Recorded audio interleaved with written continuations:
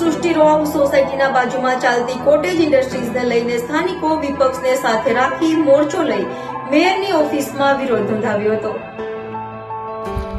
આજરોજ કોસળ ખાતે આવેલ સૃષ્ટિ રો હાઉસના રહીશો દ્વારા ખૂબ મોટી સંખ્યામાં સુરત મહાનગરપાલિકા મુખ્ય કચેરી ખાતે મોરચો માંડવામાં આવ્યો હતો।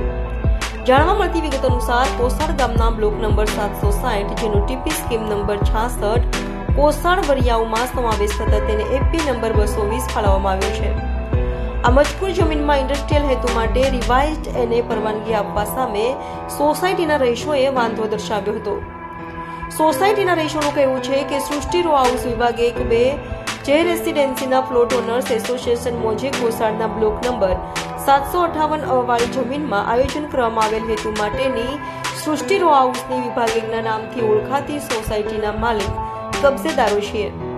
સોસાયટીના રહીશોનું કહેવું છે કે કોસળ ગામના બ્લોક નંબર 760 જેનો ટીપી સ્કીમ નંબર 66 કોસળ વરિયાઓમાં સમાવેશ થતા તેની ઓપી નંબર 220 અને એફપી નંબર 220 ફાળવવામાં આવેલ જમીનમાં સ્વામિનારાયણ ડેવલપર્સ દ્વારા સહજાનંદ બંગલોઝના નામથી રહેણાંક રો હાઉસના પ્રોજેક્ટનું આયોજન કરવામાં આવેલ જેને સુરત મનપા કચેરી તરફથી વિકાસ પરવાનગી ટીડીઓ ડીપી નંબર 388 તારીખ 21/2/2015 ના રોજ આપવામાં આવેલ તેમજ સદર સોસાયટીમાં પાલિકા દ્વારા બિનખેતી યાને એનએની પરવાનગી આપવામાં આવેલ, પરંતુ સોસાયટીના રહીશોની જાણમાં આવ્યું છે કે સદર જમીનમાં એને તથા રહેણાંક પરવાનગી હોવા છતાં જેનકેન પ્રકારે ઇન્ડસ્ટ્રીયલ પ્રકારનું બાંધકામ કરવાનું આયોજન કરવામાં આવી રહેલ છે।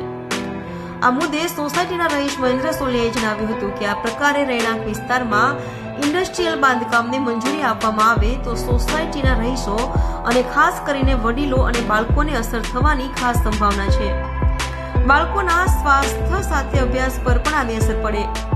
વળી ઇન્ડસ્ટ્રીઝ આવશે તો ધ્વનિ પ્રદૂષણ, વાયુ પ્રદૂષણ તેમજ સ્વાસ્થ્ય સંબંધી પણ અનેક બીમારી આવી શકે છે। વળી આવા ઇન્ડસ્ટ્રીયલ વિસ્તારોમાં છાશવારે અપ્રિય ઘટનાઓ ઘટતી જોવા મળે છે, એટલે સુરક્ષાને લઈને પણ સવાલ ઉભા થશે।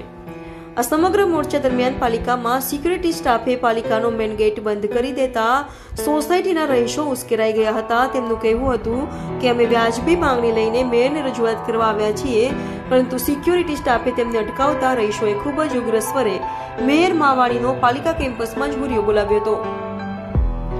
સોસાયટીની મહિલાઓ પણ હાથમાં પ્લે કાર્ડ લઈને વિરોધ પ્રદર્શિત કરતા જોવા મળ્યા હતા, જેમાં લખ્યું હતું, હે મેયર, તમે તમારા ઘરની બાજુમાં ઇન્ડસ્ટ્રીઝ ચાલુ કરવા દેશો, તેમ લખ્યું હતું।